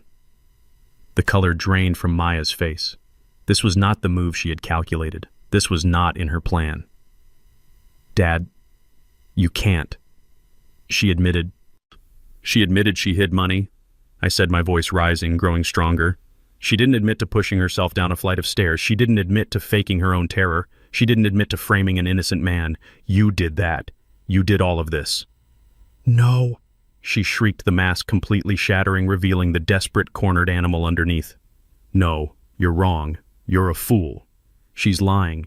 She's manipulating you just like she's manipulated everyone. She's not the one who lied about a miscarriage to lure her mother into a trap," I roared back, my voice echoing in the sterile corridor. "She's not the one who drained her family's savings. She's not the one who attacked a man with a knife to stop him from calling 911. "He's lying. She's lying." Maya screamed, her hands balling into fists. "You're a stupid old man. You're weak, just like he is. You'd believe that white trash gambler over your own daughter." She raised her hand. I saw it coming. She was going to hit me. Just as she had pushed her mother, just as she had cut her husband, now she was going to strike her father. "That's enough, Ms. Powell." The voice was calm, male, and right behind her. Maya froze, her hands still in the air. She spun around. Detective Miller was standing there, his face hard, his hand resting on his service weapon. He wasn't alone. 2 uniformed officers were with him. "You're under arrest, Maya," he said, "for the attempted murder of Evelyn Harrison and the aggravated assault of Jason Powell." Maya did not take it well. The moment the steel cuff snapped around her wrist, the grieving victim disappeared and a cornered animal took its place. She lunged, twisting in the officer's grip, not toward the detective, but toward me. "You—" She shrieked, her voice a raw, ugly sound I had never heard before. "You did this, you senile old fool! You believe her! You believe them over me! Your own blood!" The uniformed officers were strong, but she fought them with a wild, terrifying strength. "You will regret this," she screamed, her face purple with rage. "He's a gambler. He's a liar. He attacked my mother. Dad, do something. Tell them they're wrong." I just stood there, my legs shaking, my heart a cold, dead stone in my chest. I couldn't move. I couldn't speak. I just watched as the daughter I had raised, the little girl whose scraped knees I had bandaged, was dragged backward down the hallway, fighting, kicking, and spitting. "You'll never see me again," she howled just before they pushed her into the elevator. "I hate you. I hate all of you." The silver doors slid shut, cutting off her scream. The silence that flooded the hallway was heavier, more profound than any sound. It was the sound of a life ending, the sound of a family that had just ceased to exist. Detective Miller let out a long, slow breath. He looked at me, his eyes filled with a professional pity I found almost as painful as Maya's hatred. "Mr. Harrison, I know this is a lot. We're processing her. We're also processing the immediate release of Mr. Powell. He's on his way out now." My stomach dropped. Jason. I had to face him. I had to look at the man I had wrongly accused, the man I had despised, the man I had helped put in jail. What do you say to a man like that? How do you apologize for a sin so profound? I nodded numbly, and the detective walked away, his radio squawking. I made my way to the hospital lobby, sinking onto one of the hard plastic chairs. The bright, cheerful art on the walls felt like an insult. I just stared at the automatic doors, waiting. 5 minutes passed. 10. Then the doors slid open, and he walked out, flanked by a single police officer. He looked broken. He hadn't slept. He hadn't shaved. His expensive suit was wrinkled, his shirt still torn at the collar where Maya had attacked him. The angry red scratches on his cheek looked even more vivid in the lobby's bright light. He was carrying a small plastic bag with his wallet and keys. He saw me, and he just stopped. He stood there about 20 feet away, not angry, not yelling, just looking at me. His eyes were empty. He looked like a man who had walked through hell and hadn't quite come back. My throat was tight, my palms were sweating. All my life I'd prided myself on being a man who said what he meant, a man of conviction. But standing there in front of the man I had wronged so deeply, I was a coward. I had no words. I stood up slowly, my old joints cracking. "Jason," I said. My voice was a dry croak. I faltered. What could I say? "I'm sorry." It was a pathetic, tiny word for such a massive betrayal. I tried again, my voice shaking. "I was wrong. I was so wrong." Jason just watched me. He didn't speak. He didn't move. He didn't make it easy for me. He didn't say, "It's okay," because it wasn't. I saw the laptop. I pushed the words out, desperate to fill the awful silence. "The lawyer, Ms. Russo, she showed me. The emails, the gambling. I didn't know." "No," he said. His voice was hoarse, raw. "You didn't." "I thought it was you," I stammered. "I thought you were the gambler, the monster." He finished the sentence for me, his voice flat. "The arrogant white boy who wasn't good enough. The man who attacked your wife." I flinched because he was right. "Yes," I whispered. He finally moved, but only to slump onto one of the chairs, dropping his head into his hands. He looked like a puppet whose strings had just been cut. "She's good, isn't she?" he whispered, his voice muffled. "She had me fooled for a solid year. She had you fooled her entire life."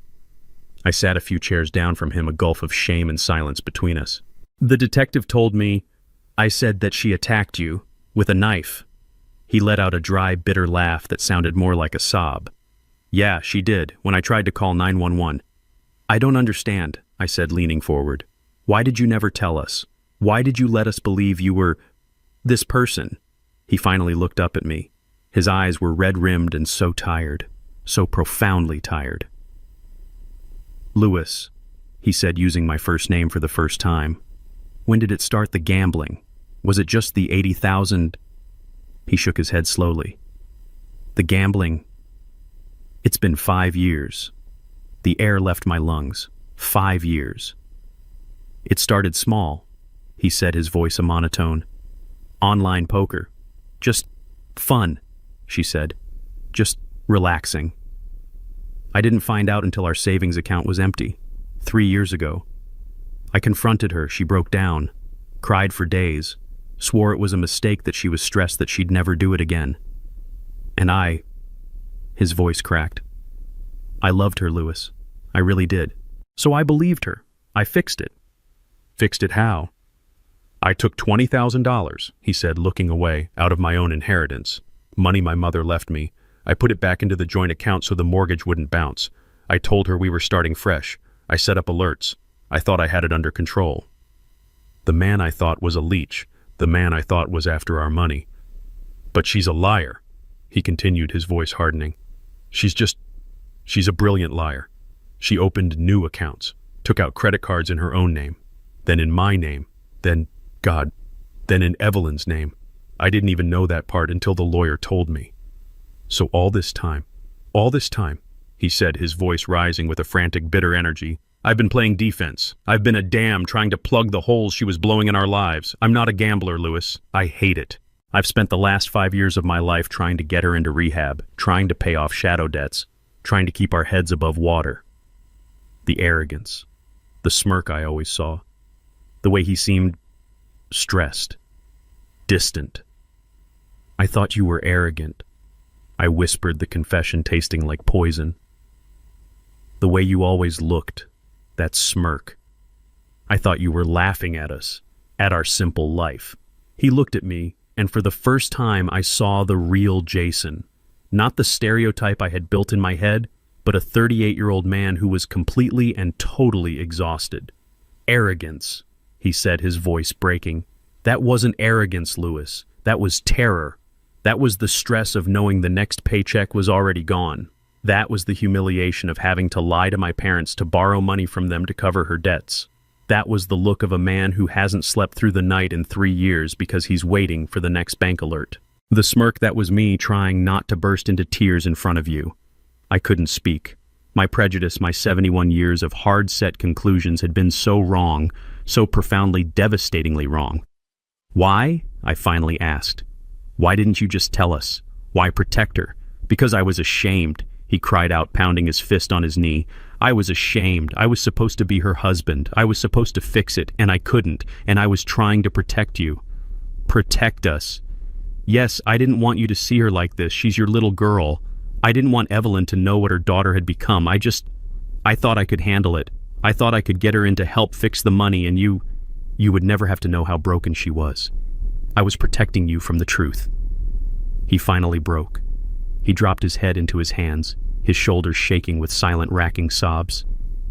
When Evelyn showed up, that's why I sent that last email. I was done. I couldn't do it alone. I needed her help. I needed your help. I was going to tell her everything that night. And Maya. She saw the email on my phone. He looked up, his eyes swimming in despair. When Evelyn confronted her, Maya just snapped. She saw her whole world ending. She pushed her. She pushed her own mother. And when I ran for the phone, she grabbed that paring knife from the kitchen. She just came at me. You won't ruin me, she screamed. You won't tell them. He touched the angry scratches on his cheek. This, he whispered, his voice broken. This was your daughter. This was the woman I was trying to protect. The trial began 4 months later. 4 long months of watching Evelyn learn to live in a body that had betrayed her. She went through grueling physical therapy every single day. She had to learn to walk again. Her balance was gone. Her left hand trembled, but she never complained. She just worked her jaw set with a silent, terrifying determination. I sat with Jason in that sterile hospital waiting room for weeks. We barely spoke. What was there to say? We just sat in a shared, heavy silence. We were 2 men bound together by a tragedy we couldn't comprehend, waiting to see if the woman we both loved would ever be the same. When the trial started, I sat in the front row right behind the prosecution. Evelyn insisted on sitting beside me. She refused the wheelchair the hospital had provided. She walked into that courtroom, her back straight, leaning heavily on a 4-pronged cane. Every step was a visible, agonizing effort, a quiet act of defiance that screamed louder than any words. Across the aisle, Jason sat alone. He wore a simple dark suit. He looked tired, but he was calm. He was here to testify against the woman he had once loved. Maya's lawyer, a slick man in a suit that cost more than my first car, began his opening statement. And it was exactly what Angela Russo, our lawyer, had warned us it would be. He didn't just defend Maya, he attacked us. He painted a picture of a dysfunctional family, a web of lies and secrets where Maya was the real victim. He described Jason as a failed investor, a man with a volatile temper who had isolated Maya from her loving parents. He told the jury Jason was a chronic gambler who had drained their accounts dry. Then he turned on me. He described me as a controlling, prejudiced father-in-law, a man who had despised his son-in-law from the moment he laid eyes on him simply because he was white. I felt the blood rush to my face. I felt the stares of the jury. I wanted to stand up and shout, but I just gripped the wooden bench, my knuckles white. But he saved his real venom for Evelyn. This was the lowest blow. He painted my wife as a cold, manipulative, deceitful woman, a woman who secretly, gleefully hoarded $1 million fortune while her own daughter struggled, a woman who, when discovered, chose to give that fortune to strangers, a vague gambling charity, rather than her own child. He painted Maya's discovery of the will not as a motive for murder, but as the ultimate act of maternal rejection. He was painting Maya as the victim. A daughter who finally snapped, he said, under the crushing weight of an abusive husband and a cold, unloving, money-hoarding mother. I could feel Evelyn trembling beside me, but she never looked away. She just stared at the lawyer, her face a mask of stone. Evelyn was the prosecution's first major witness. I held my breath as I watched her make that long, painful walk to the stand. She settled herself in the chair, her frail hand shaking as she adjusted the microphone. She did not look at Maya, not once. "Mrs. Harrison," the prosecutor began, his voice gentle, "can you tell the court about your financial situation, specifically an inheritance you received?" Evelyn's voice was quiet, but it filled the silent room. It was clear and it was strong. "My Aunt Josephine passed away 20 years ago," she said. "She left me her estate. It was significant." "And why, Mrs. Harrison, did you keep this inheritance a secret from your husband and your daughter for 2 decades? This was it." I leaned forward. I needed to hear this again to understand. "My father," Evelyn said, her eyes fixed on the back wall as if she was watching a movie only she could see. "My father was a gambler." She told the story. The one she had whispered to me in the ICU, the story of a man she loved, a man who could charm a room but who had a sickness. She told the jury about growing up watching her mother hide money in sugar bowls. She told them about the day her college fund vanished. She told them about the day she came home from high school at 17 years old to find that her father, unable to live with the shame of losing their house, had taken his own life. "I found him," she said, her voice thick with a 60-year-old pain. "I learned that day that money wasn't just money. It was a poison. It was a disease. It could rot a person from the inside out." The courtroom was absolutely still. "When I received that inheritance," she continued, "I was terrified. I was terrified it would poison us, that it would make us weak, that it would hurt my family the same way my father hurt his. So I hid it. I invested it. I told no one, not even my husband. I was so afraid." "And why did you change your will?" the prosecutor asked softly. "Because I saw the sickness in my daughter," she said, her voice finally cracking. "I saw his sickness in her, the little lies about money, the way she always needed more. I found her bank statements. I saw the withdrawals to the online casinos, just like my father." "So you disinherited her?" "No," Evelyn said, her voice ringing with conviction. "I didn't do it to punish her. I did it to save her. I thought if she hit rock bottom, if she knew she would get nothing, maybe she would finally agree to get help. I was going to use that money, all of it, to pay for the best treatment in the country. I was going to save my baby girl." She finally broke, just for a moment, a single sharp sob escaping her. "I left the money to the gambling charity in the will as a threat, as a last desperate wake-up call. I never thought she would read it and..." The defense lawyer stood up. He had a thin, reptilian smile. "So, Mrs. Harrison, you admit you lied to your husband for 20 years. Evelyn stiffened. "I kept a secret to protect my family." "You lied," he repeated, his voice sharp. "You built your entire marriage, your entire life on a foundation of deceit, a $1.2 million lie. Is that correct?" "Objection," the prosecutor snapped. "Argumentative." "Sustained. Rephrase, counselor." The lawyer didn't miss a beat. "You hid this massive fortune, and then when your daughter, your only child, was clearly in desperate financial trouble, your final desperate move was to threaten her, to cut her off, to give her inheritance to strangers. I was trying to help her get better. You were trying to control her, weren't you?" he shot back, "just like you controlled your husband for 45 years by hiding the truth of your wealth." He then turned his gaze on me, sitting there in the front row. "And Mr. Harrison," he said, though he was speaking to the jury, "he had a problem. With Mr. Powell, didn't he? A problem that started the day he found out his daughter was marrying a white man. Objection, I roared, standing up before I even realized I was moving. That's a lie. Sit down, Mr. Harrison, the judge commanded. The lawyer just smiled, satisfied. The seed was planted. He had painted us exactly as he wanted: a lying, controlling wife and a prejudiced, angry husband. The prosecution's next witness was Jason. He was quiet, factual, and heartbreaking. He recounted the attack, the knife, the terror in Evelyn's eyes. The defense lawyer tore into him, painting him as a violent, cheating man who was now lying to save himself. By the end of his testimony, the jury looked confused. It was our word against Maya's. He said, she said, built on a foundation of our family's lies. I leaned over to Angela Russo. It's not enough, I whispered, my throat tight. They're making them doubt us. She just smiled faintly. Don't worry, Lewis. We saved the best for last. The prosecutor stood up. The people call their next witness, Mr. David Henderson. Mr. Henderson walked to the witness stand just like he'd walked across my daughter's lawn. Slowly, deliberately. He wore a simple pressed suit and a tie. He looked directly at the jury, then at Maya, then at me. He looked like a man who was about to do a job he didn't want to do but would do right. The prosecutor was brief, just establishing who he was, where he lived, and what he did on the night of the incident. Henderson's voice was low, clear, and certain. He recounted everything he'd told me, the yelling he'd heard for weeks, the escalation, and finally the sounds he heard that night. The man's voice shouting, "Maya, you're hurting her," the desperate cry to call 911. Then it was the defense's turn. Maya's lawyer, the slick one, glided up to the witness stand like a snake moving through grass.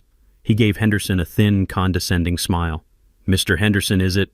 Thank you for your service," he began, his voice dripping with false sincerity. "You were in the Army, you said Signal Corps. That must have been some time ago. 1968 to 1988, Henderson replied, his voice flat. "Quite some time indeed," the lawyer said, nodding to the jury. "Mr. Henderson, you've testified that you heard a great many things on the night of this tragedy. You heard voices through walls. You heard sounds across a yard, in the dark. My windows were open, counselor. It was a clear night." "A clear night," the lawyer repeated as if this were a ridiculous detail. "Sir, let's be honest. You're, 68, 70? 67, Henderson said. 67. And you're claiming that your hearing is so perfect that in the middle of a chaotic, emotional family argument, a fog of war, as you military men might say, you could perfectly distinguish every single word and correctly attribute it to the right person. A person you'd only heard through a wall a few times before." "Yes, sir, I could." The lawyer laughed, a short barking sound. "You're very confident. But let's get to the facts, shall we? You're not a family therapist. You're not a relationship expert. You're a man who eavesdrops on his neighbors. Isn't that right? I'm a man who sits on his porch. And you heard things. You didn't see anything, did you, Mr. Henderson? You didn't see my client, Maya Powell, touch her mother. You didn't see her touch her husband. You didn't see her with a knife. All you have is a collection of sounds that you, an old man with a grudge, perhaps have interpreted to fit a narrative. You heard, but you did not see. Isn't that the truth?" The lawyer leaned in, placing both hands on the witness box. "Yes or no, Mr. Henderson? You heard sounds. You did not see what happened in that house." The courtroom was silent. I could feel Maya watching him, a smug, faint smile on her lips. She thought this was it, the final nail in his testimony. Henderson leaned back in his chair. He looked at the lawyer. He looked at the jury. He looked at the judge. Then he leaned forward into the microphone, his voice suddenly filling the entire room, cold and hard as steel. "Counselor, you keep asking me what I heard. You keep saying I didn't see anything. It's a yes or no question, sir." "No, son," Henderson said, and the authority in his voice made the lawyer flinch. "It is not. I'm an old soldier, as you keep pointing out. We're taught to observe. We're taught to use every tool at our disposal. We don't just listen. We watch." The lawyer's smile faltered. "What is that supposed to mean?" Henderson looked directly at the jury. "It means to answer your question. It's not just that I heard it. I saw it too." The air was sucked out of the room. I grabbed Evelyn's hand. Maya's lawyer was frozen, his mouth slightly open. He had clearly not expected that. The prosecutor, Angela Russo's partner, stood up smoothly. "Your Honor, redirection." The judge nodded, his own expression now intensely curious. Proceed. Mr. Henderson, the prosecutor said, his voice calm. Please explain to the jury what you meant when you said you saw it. Well, Henderson said, adjusting his tie, I have a security camera. It's not a fancy system, just a simple motion-activated camera. I mounted it myself on the corner of my porch. It's aimed at my driveway, you see, to watch my truck. The defense lawyer suddenly came to life. Objection, Your Honor, this is a complete ambush. This was not disclosed. This is a blatant violation. The prosecutor didn't even turn around. Your Honor, he said, holding up a piece of paper, I'd like to direct the defense's attention to the evidence log they received 4 months ago. Item 34B, digital media provided by D. Henderson neighboring property. The defense had every opportunity to review this evidence. It is not the prosecution's fault that they, like Mr. Harrison, assumed what was on it. They never even looked at it. The judge's eyes were narrow. Objection overruled, Counselor. You may have just learned a valuable lesson about doing your homework. Please continue, Mr. Henderson. A faint, tight smile played on Henderson's lips. Thank you, Your Honor. As I was saying, my camera is aimed at my driveway, but the thing about your daughter's house, Mr. Harrison, he said, turning to me for a second, is that big curved bay window, the one that sticks out from the living room. I nodded, my heart starting to pound. During the day, it just reflects the sky, Henderson continued. But at night, when it's dark outside, and the lights are on inside that house, well, that big curved piece of glass, it becomes a mirror, a giant distorted fisheye mirror, and my camera is pointed right at it. Your Honor, the prosecutor said, his voice ringing with triumph, the state would like to play for the court Exhibit 34B. The judge nodded. So ordered. The defense lawyer was sputtering, but it was too late. The large monitors in the courtroom, the ones that had been dark, flickered to life. The image was grainy. It was black and white from the infrared. The timestamp in the corner was clear. The angle was from the side. You could see Henderson's driveway clearly, but there in the center of the frame was a dark, curved, reflected image, the inside of my daughter's living room. It was silent. It was warped like looking through a fishbowl, but it was clear. My heart stopped. I could see them. I could see Evelyn standing her hands up. I could see Jason, his back to the window, and I could see Maya. This is the truth, I whispered, and Evelyn squeezed my hand so hard her knuckles turned white. The monitors in the courtroom flickered on. A low murmur rippled through the gallery. I gripped Evelyn's hand. I could feel the tremor in her fingers, or maybe it was mine. I couldn't tell. Beside me, Evelyn sat up, her back rigid, her eyes locked on the screen. She was about to watch the worst moment of her life play out again. Maya's lawyer was on his feet, sputtering. Your Honor, it's a reflection. It's distorted. It's prejudicial and proves nothing. The judge's voice was cold. Counselor, you had 4 months to review this evidence. You chose not to. Please sit down. The lawyer sat, his face pale.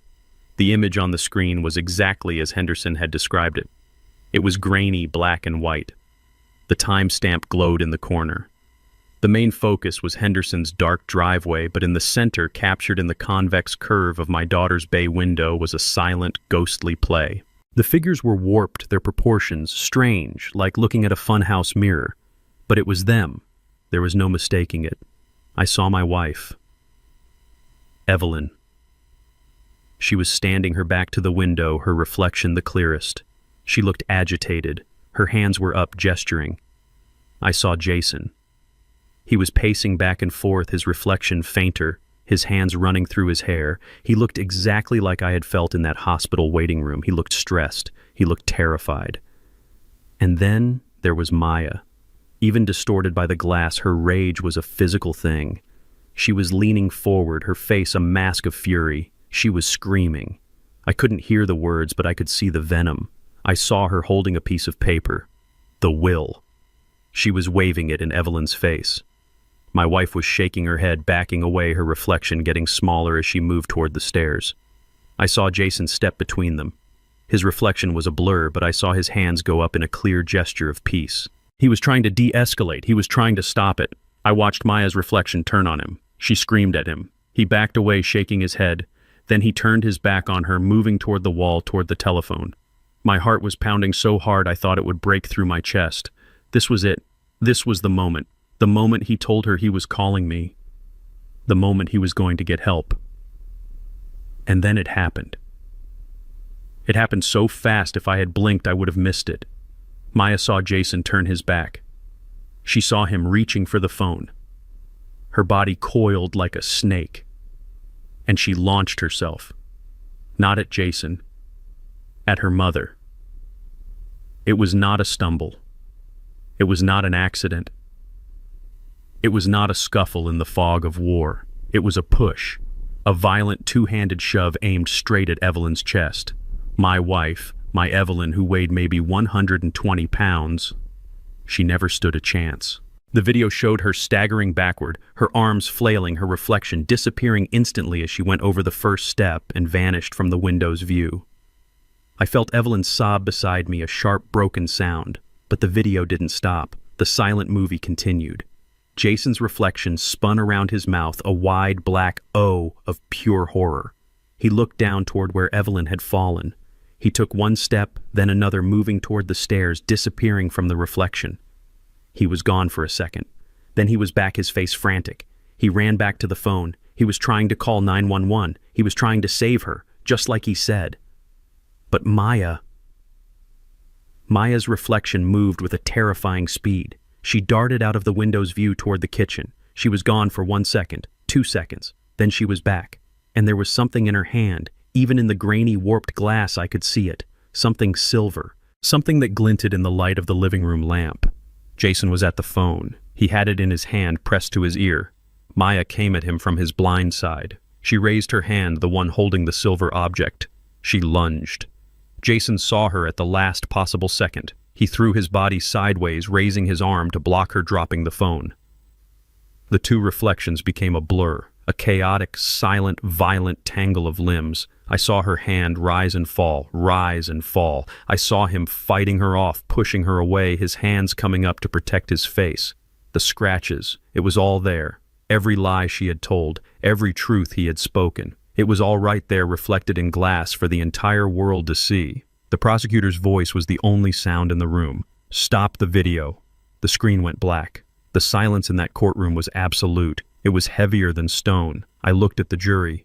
A woman in the front row had both hands pressed hard against her mouth, her eyes wide with horror. A man in the back row just shook his head slowly back and forth. I turned my head. I looked at Maya. She was staring at the black screen, her face a waxy chalk white. Her slick, expensive lawyer was standing beside her, his own face pale, his mouth slightly open. He knew. It was over. Maya's body began to tremble. A low, keening sound started in her throat. It wasn't a cry of sadness. It was the sound of an animal caught in a trap. She looked at me, her eyes wild, pleading, desperate. But there was no victim there. There was no daughter. There was only a person I did not know. I didn't say anything. I just looked back at her.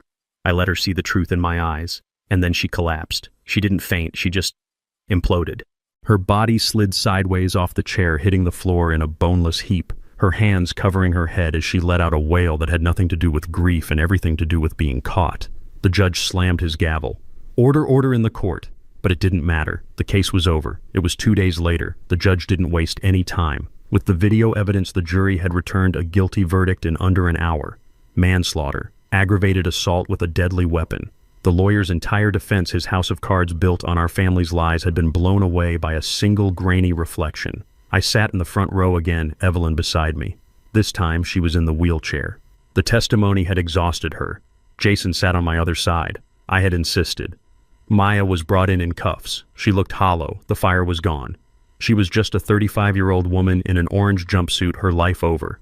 The judge looked down at her. He spoke of the profound betrayal. He spoke of the violence captured on tape. He spoke of the cold, calculated manipulation. He sentenced her to 20 years in a state penitentiary, 15 for the manslaughter, 5 for the assault. I watched her face as the sentence landed. I was waiting for something, a scream, a sob, a final plea. There was nothing. She just closed her eyes. As they led her away, she didn't look at me. She didn't look at Evelyn. She didn't look at anyone.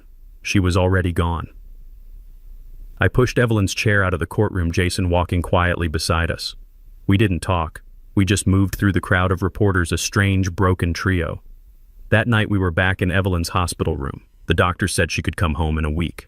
Jason had been staying in a hotel. He came by to say goodnight. He stood by the door, awkward, a man with no anchor. "Well," he said, "I guess I'll head out." "Jason, wait," Evelyn said. Her voice was stronger now, clearer. He stopped. "I need to say something," she said, her hands twisting the thin hospital blanket. "I need to apologize to you." Jason frowned. "Apologize, Evelyn, for what you're the one—" "No." She cut him off, her eyes filling with tears. "I did this, not the push, but the secret, the money." She looked at me, then back at him. "My lie, my fear. It put you in that house. It put you in that position. If I had just been honest with my husband, with my daughter from the beginning, if I hadn't been so afraid of that old ghost, my father, none of this would have happened." She was crying now, quiet tears. "You were just trying to help. You were trying to do the right thing, to protect Maya, to protect us. And my secret, it turned you into a target, and then it almost got you killed. And Louis, She couldn't finish. She just looked at me, and I knew it was my turn. I stood up from my chair and walked over to Jason. I stood in front of him, this man who was 33 years my junior, this man who I had despised, this man who had shown more strength and character than I had in my entire 71 years. "Jason," I said, and my voice was thick, "she's right, but she's not the one who needs to apologize. I am." He just looked at me, his eyes guarded, waiting. "When I first saw you, I started fumbling for the words. I made up my mind about you in about 10 seconds. I saw the car, I saw the watch, I saw the color of your skin, and I saw the way you seemed so, I don't know, smug. Louis, you don't have to." "Yes," I said, holding up a hand. "Yes, I do. Let me say this. I was a fool. I am a 71-year-old, prejudiced, arrogant old fool." The confession hung in the air.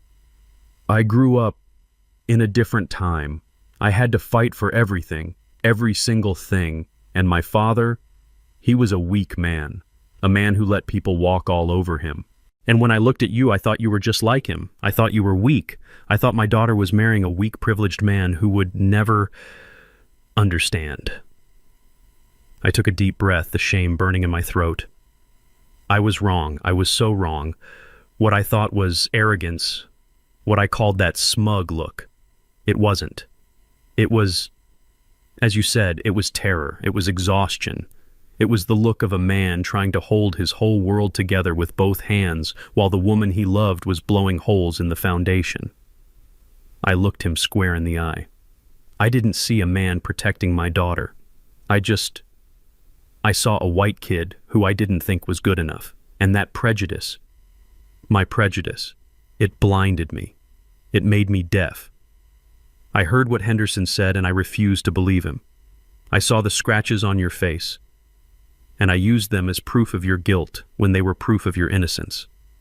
I helped her. I helped my daughter frame you. When she pointed her finger, I was the first one to pick up a stone. I am so sorry, Jason, for what I did, for what I thought, for the man I was. Jason stared at me for a long time. I watched a dozen emotions pass over his face. Anger, sadness, exhaustion, and then something like understanding. He just nodded. Once. Slowly. "I don't know what to do now," he whispered. "She's gone. My wife. My life. It's all just gone. I have nowhere to go." Evelyn was watching us, her hand over her mouth.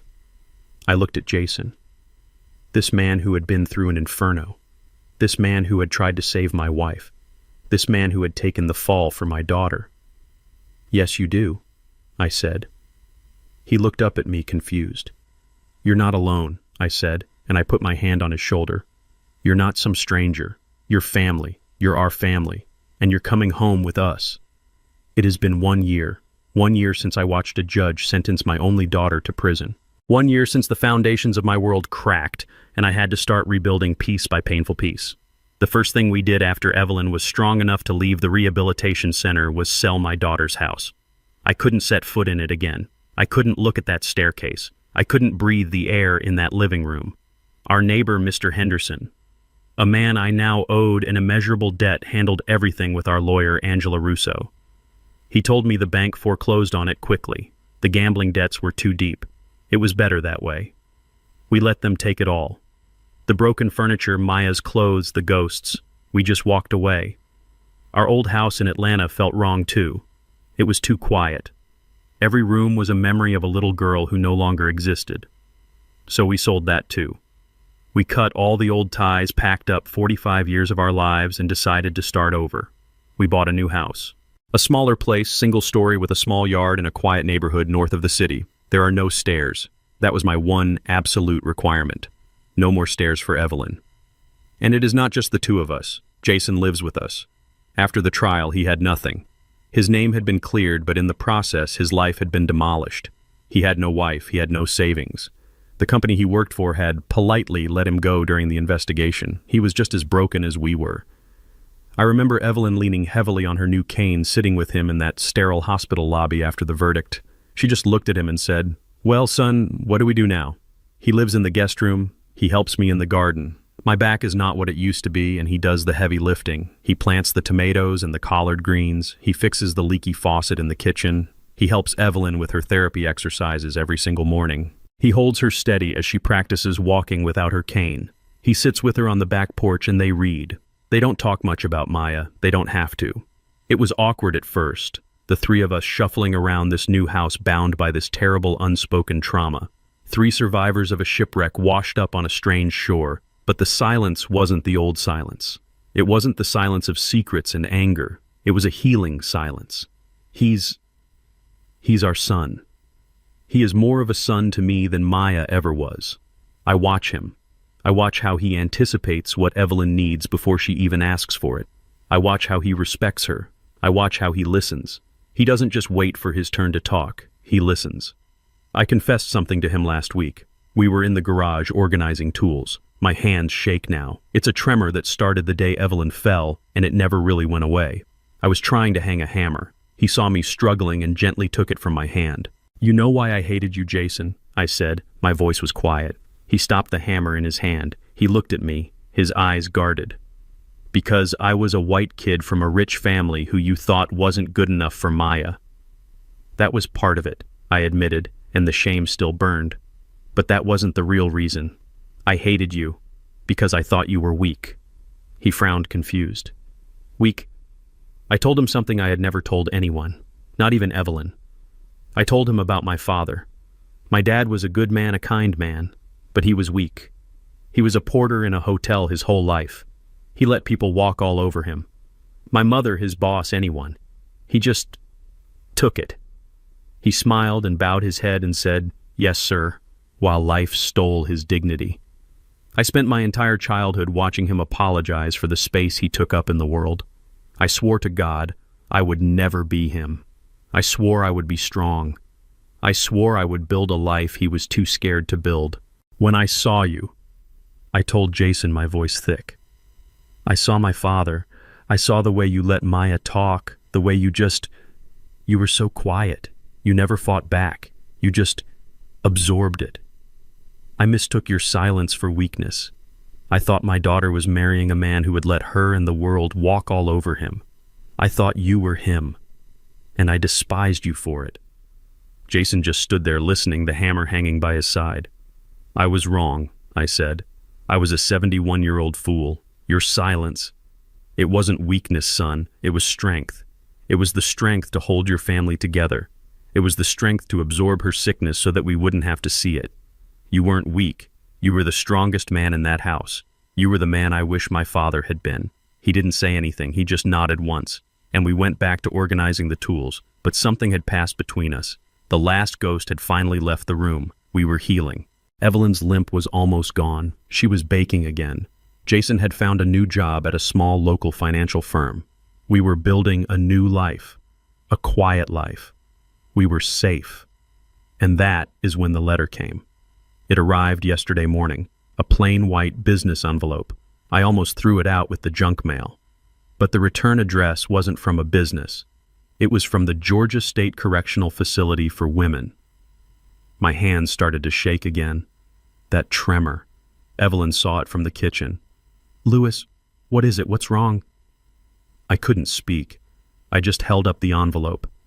The color drained from her face. Jason walked in from the hallway, saw the letter in my hand, saw our faces. The new, fragile piece of our home instantly evaporated.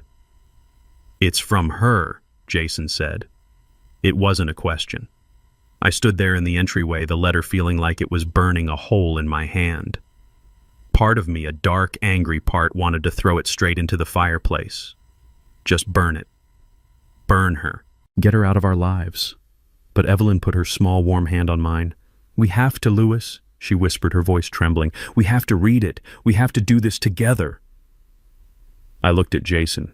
He just nodded, his jaw set. I slid my finger under the flap. The sound of the paper tearing was too loud in the quiet room. I unfolded the single sheet of ruled notebook paper. It was my daughter's handwriting. Frantic. Angry. I began to read it out loud. My hands were shaking. That tremor. The one that started the day I saw Evelyn at the bottom of the stairs. It was back.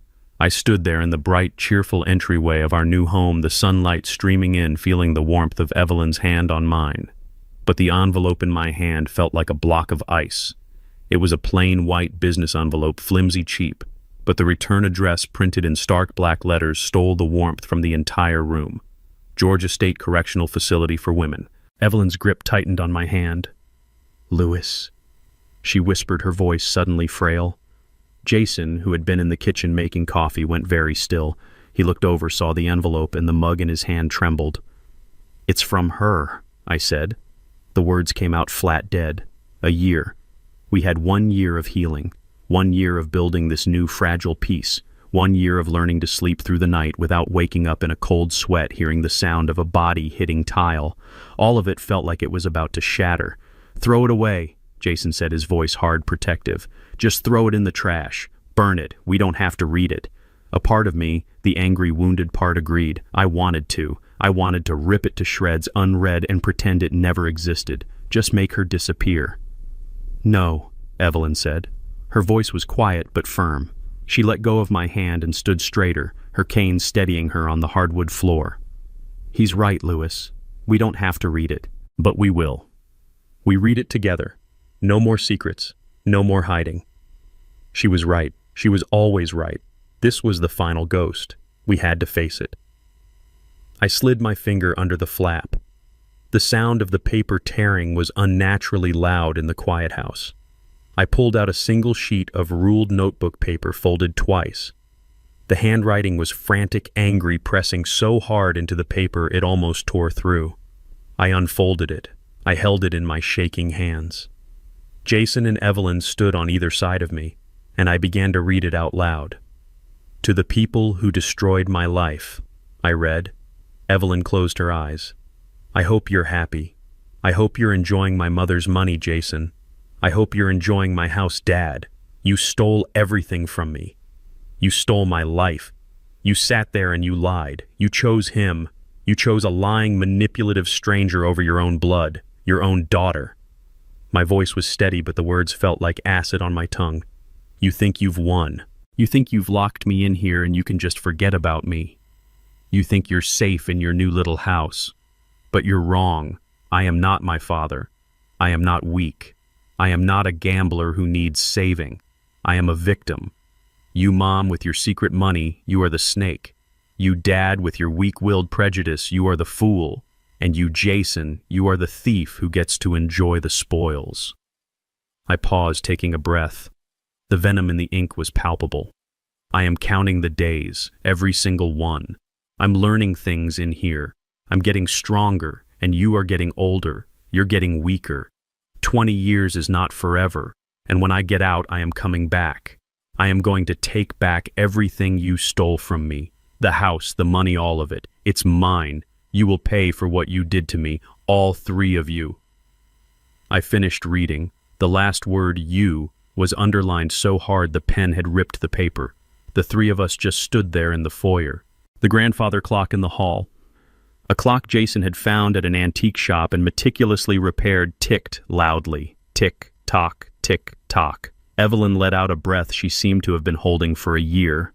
"Well," she whispered, her hand finding mine again. "She hasn't learned a single thing." Jason just stared at the floor, his jaw tight. I could see the old anger in him, the tension in his shoulders. He was remembering the knife. He was remembering the attack. And me. The Lewis Harrison of 1 year ago, the man who walked into that hospital, would have been raging. I would have been shouting. I would have crumpled that paper, screaming about the injustice, the audacity, the disrespect. I would have been terrified of the threat. I would have called Angela Russo. I would have started a new file. I would have prepared for a new war. But I just stood there looking at the angry blue scrawl. And the only thing I felt, the only overwhelming emotion, was a profound and bottomless sadness. It wasn't anger. It wasn't fear. It was just pity. This wasn't a threat from a monster. This was a tantrum, a desperate, pathetic tantrum from a child trapped in a woman's body. A child who had been given every chance, every opportunity for love, every bit of help, and had chosen again and again to blame the entire world for her own choices. She had learned nothing. "She's still blaming us," Jason said, his voice heavy. "Even now, after everything, after the trial, after the video, she still thinks we did this to her." "Yes," Evelyn said. She walked over to the fireplace, leaning on her cane. We had lit a small fire that morning just to take the chill out of the autumn air. "She's just like my father. He blamed the cards, he blamed the horses, he blamed my mother. He never, not once, blamed himself. It's a sickness, Lewis. It's just a sickness of the soul." I looked at the letter in my hand. "When I get out, I will take back what's mine." I thought about the Lewis of a year ago, the man terrified of weakness. He would have seen this as a threat, a new fight to prepare for. He would have let it poison the next 20 years of his life. But the Lewis of today, the man standing next to Evelyn and Jason, saw it for what it was. Empty words. She had nothing to come back to. The house was gone. The $80,000 was gone. The secret $1.2 million. That was now healing other families, funding the very addiction centers Maya refused to enter. "She thinks we have her money," I said, a slow realization dawning. "She still thinks it was all about her. She still doesn't understand that the money was never the point." "She never will," Jason said. "She'll be counting those 20 years planning her revenge. How do we live with that, knowing she's coming back?" I looked at Evelyn, who was watching the fire, her face calm in the warm light. I looked at Jason, this good, strong man who had become my son in every way that mattered. This man who had faced down a knife to save my wife. This was my family. This new, strange, broken, and beautiful family forged in tragedy. I walked over to the fireplace. "She's wrong," I said. Jason looked up. "What?" "She's wrong," I repeated. "She's not coming back to take everything. Because she can't." I held the letter over the flames. "She can't take this house because we built it together. She can't take our peace because we earned it. And she can't take us because we chose each other. We faced the truth. She is still living in the lie." Evelyn put her hand on my arm. Jason stood up and came to stand on my other side. I let go of the paper. We watched it together, the three of us. We watched the paper curl, the edges browning. We watched the angry blue ink turn black, then gray. We watched Maya's threats, her rage, her blame, her entire toxic world turn into smoke. It floated up the chimney and disappeared into the bright morning sky. It was gone. "She can't hurt us anymore," I said. And the words were true. The old Lewis would have taken that letter to the lawyer. He would have started a file. He would have prepared for a fight 20 years from now. He would have lived in fear. But I wasn't that man anymore. That man died in the hospital waiting room. Evelyn leaned her head on my shoulder. "It's over, Lewis. It's finally over." Jason put his hand on her shoulder, a strong, protective gesture. He was looking at the fire. "She has nothing to take," he said quietly. "The money she wanted, it's already helping people. It's helping families just like ours. Families broken by this sickness. It's doing good in the world. That's the one thing she can never, ever understand." He was right. The $1.2 million, the secret that had almost destroyed us, was now our legacy. Evelyn and I, with Jason as a co-signer on the new family trust, had endowed 3 different recovery centers in the state. The Harrison Powell Foundation, as Angela Russo had named it. Maya's inheritance was already at work saving the very people she refused to become. I looked at the 2 people beside me. My wife, my Evelyn, scarred but stronger than I ever knew. And Jason, the man I had misjudged so completely. This was my family now. Not born of blood, but forged in fire. We were 3 survivors standing in a new home, watching the last ghost of our past turn to ash. I put my arm around Evelyn. I put my other arm around Jason. "She's right about one thing," I said. They both looked at me. 20 years is not forever," I said. "And when she gets out, she won't find us. We'll be long gone. But we'll have lived, we'll have healed, and we'll have done it together." The last glowing ember of the letter winked out. And in our new home, the 3 of us stood in the silence, finally, truly at peace. 6 months later, we were sitting on folding chairs in a brightly lit church basement. The coffee was weak and the fluorescent lights hummed just like they did in the hospital. But this place felt different. This was a place of healing. We were at a meeting for the New Horizons Recovery Center. It was a support group for families of gambling addicts. Evelyn, Jason, and I were just sitting in the back, listening. Evelyn walked with her cane, now her steps slow but deliberate. Her physical recovery had been remarkable. Her spirit, though, was still mending. Jason sat beside her, not as a son-in-law, but as a son. He wore a simple sweater and jeans. The tired, haunted look was gone from his eyes. He just looked present. A woman at the front of the room, a counselor named Sarah, stood up. "We have some people to thank tonight," she said, her voice warm. "This program, our family counseling wing, was going to be shut down due to budget cuts 2 months ago." She looked toward the back row right at us. "But thanks to a miraculous donation from the new Harrison Powell Foundation, our doors are staying open. We can help over 100 new families this year." A few people clapped politely. They didn't know the story. They just knew they had a safe place to meet. A young man, maybe 30 years old, stood up to speak. "My wife left me," he said, his voice shaking. "I lost my job. I stole from my own parents to feed the slots online.